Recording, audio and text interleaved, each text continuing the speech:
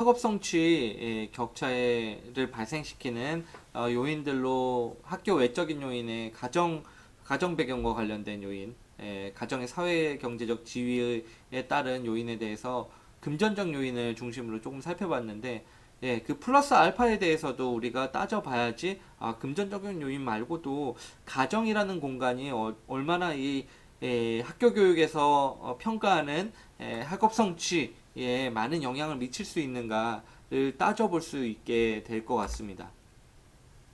플러스 알파에 대하여 이것을 우리가 부모의 교육적 관여라는 개념을 통해서 좀 살펴보려고 합니다. 부모라는 존재는 굉장히 자녀의 교육에 있어서 굉장히 중요한 역할을 하는 사람들이라고 볼 수가 있습니다. 우리의 어머니 아버지 생각을 해보면 우리가 전남대학교에 오기까지 그리고 뭐 다른 대학교에 또 입시 원서를 내기까지 굉장히 많은 노력을 기울이신 분들이라고 볼 수가 있습니다. 그 초등학교 들어가기 전부터 말이죠. 그래서 부모들은 자녀에 대한 사랑뿐만 아니라 어떤 교육과 양육에 있어서의 의무를 가진 존재라고 볼 수가 있습니다.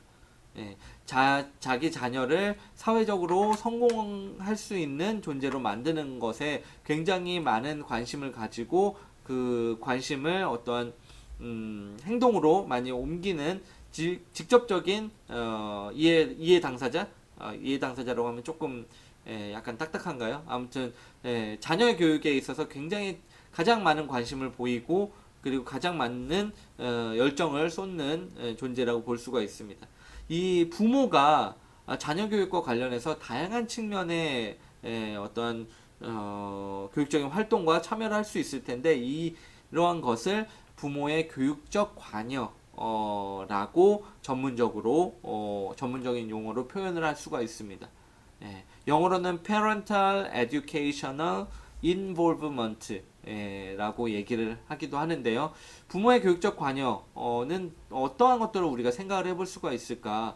앱스타인이라는 사람이 굉장히 이렇게 세부적인 분류를 통해서 부모의 교육적 관여는 어떤 식으로 나타나는가에 대해서 얘기를 해준 바가 있습니다.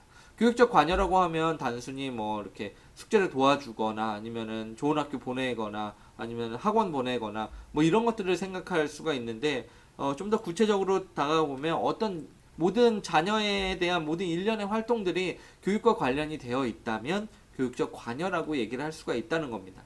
첫 번째로 어떤 의식주를 제공하고 맛있는 거 먹여주고 잘 재워주고 그리고 잘 입혀주고 이런 게 굉장히 따뜻하게 입혀주고 또 시원하게 입혀주고 또 그런 것들이 굉장히 중요한 공부에 집중할 수 있는 환경을 만들어 준다는 것이죠. 그리고 공부 공간을 마련하는 것도 물론 기본적인 의무로서 교육적 관여라고 할 수가 있다는 겁니다. 또한 가정 내 학습 활동을 관여하는 것, 부모가 가정에서 자녀의 숙제를 돕거나 아니면 학교 생활 관련해서 뭐 이렇게 오늘 학교에서 무슨 일 있었어? 선생님하고는 뭐 어떤 얘기를 했어? 그리고 친구랑은 사이좋게 지냈니? 뭐 이렇게 얘기하는 것도 그 학교에서 어떤 생활을 하고 있는지 정보를 얻는 것뿐만 아니라 그 대화를 통해서 어떤 실질적인 조언을 해줄 수도 있고 충고를 해줄 수도 있을 겁니다. 이러한 것들을 통해서 자녀가 학교 교육을 제대로 받을 수 있는 그러한 양분이 된다면 부모의 교육적 관여라고 충분히 부를 수 있다는 것이죠. 또한 학교 가정 간의 의사소통, 교사가 이제 학교 교육을 책임지고 있다면 부모는 가정에서의 어떤 자녀의 생활을 책임지고 있을 겁니다. 서로의 공간에서 그 자녀가 어떤 식으로 생활하는지 서로 대화하지 않고 교류가 없다면 알기가 굉장히 어렵습니다. 그렇기 때문에 이제 요즘에는 학부모 총회라고 해서 매 학기마다 선생님들이 부모를 초청해가지고 이렇게 대화를 나누는 시간이 정례화되었죠.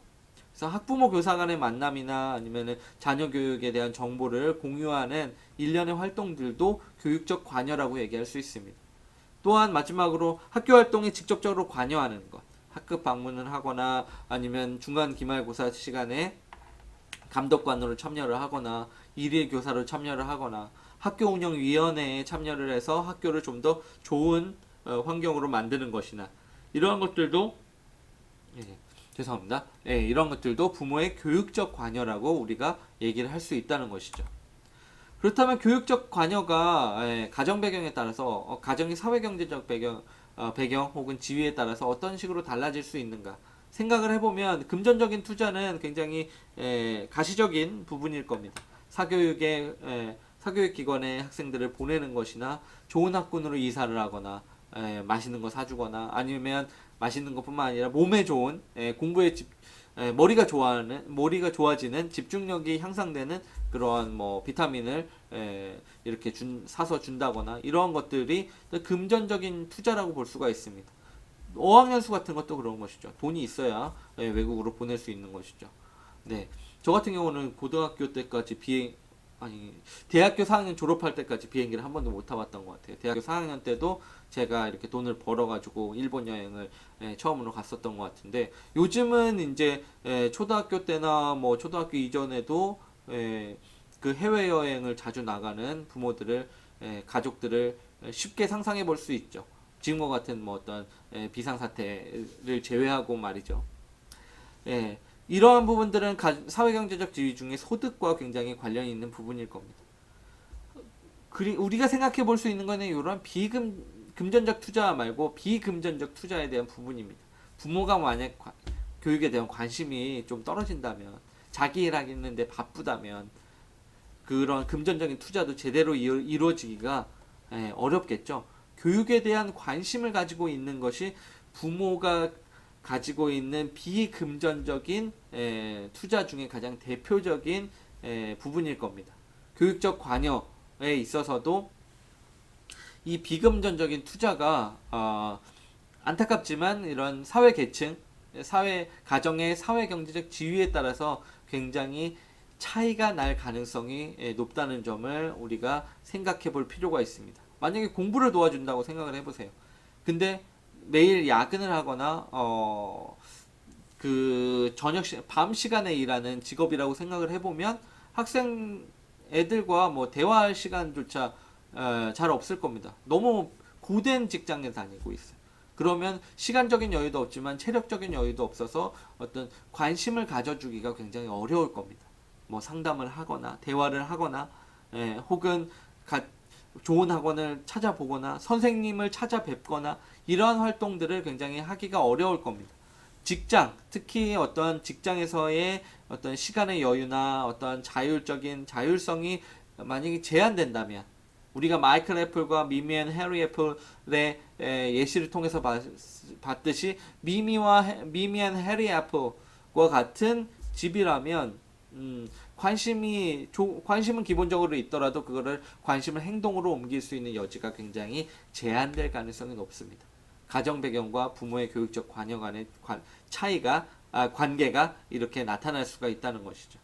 또한 소득이 그래도 많다면 뭐 연차라도 내고 그리고 좀 뭐 휴직이라도 하고 그러면서 자녀의 교육을 신경 써줄 여력이 있을 수 있겠지만 그렇지 않다면 하루하루 벌어 먹고 살기에 급급하다면 굉장히 또한 이런 관심을 행동으로 옮기기에 어려움이 있을 겁니다.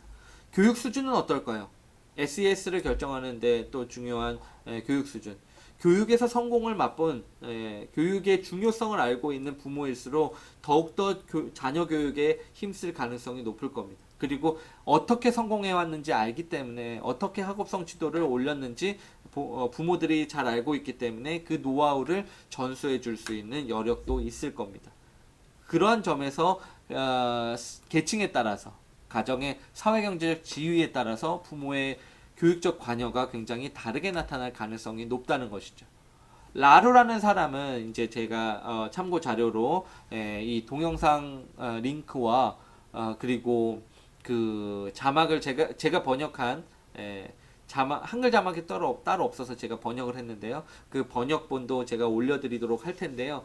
라루라는 사람은 이러한 관여의 양적인 차이뿐만 아니라 어떤 질적인 차이, 스타일의 차이도 존재한다는 점을 미국의 사례를 통해서 얘기를 했습니다. 우리나라는 어떤지 여러분들이 한번 생각해 보시기 바랍니다. 중산층에 해당하는 사람들은 집중 양육 방식을 택한다고 얘기를 합니다. 집중 양육 방식. 굉장히 적극적으로 학교 교육에 관여하고 그리고 자녀의 교육을 부모가 관리, 통제 그리고 개입한다는 것이죠. 어른의 관리를 받으면서 하루 일과가 구성되어 있고 사용하는 언어도 이런 지시하는 게 아니라 어떤 타협 과정을 통해서 설득시키는 과정을 통해 가지고 아이가 주체적인 인간으로 성장할 수 있도록 중산층의 부모들은 노력을 한다는 점을 라로는 소개를 하고 있습니다. 학교 교육에 있어서도 학교 교육에 내 생각대로 잘 돌아가지 않는다면 부모가 적극적으로 비판하거나 개입하는 활동을 적극적으로 한다는 점을 라로는 미국의 중산층 부모들로부터 확인을 하게 됩니다. 반면에 이제 미국의 하위 계층, 노동자 계층에 해당하는 사람들은 자연적 성장을 통한 성취라는 스타일을 보여주고 있습니다. 자녀의 성장에 관심을 갖기는 하지만 어떤 그 하루 일과를 구성하는 데 있어서 부모가 어떤 개입을 하기보다는 어떤 동네 친구들과 어울려 놀거나 친척들이랑 어울려 놀거나 자기 스스로 놀이를 찾을 수 있게끔 약간 방임에 가깝게 자녀들을 방치한다는 것이죠. 그리고 어떤 논의할 부분이 있을 때는 지시의 형태로서 그 자녀를 통제하려는 효율적으로 통제하려는 짧은 시간 내에 통제하려는 시도를 많이 한다는 점을 발견했습니다. 직장의 문제, 소득의 문제, 교육 수준의 문제일 수가 있다는 것이죠. 그리고 학교 교육의 어떤 방침에 대해서는 굉장히 의존적이고 불만을 가지고 있지만 어떻게 개입해야 될지 몰라서 무기력한 모습을 많이 보이는 경향이 있다는 점을 확인을 하게 됩니다.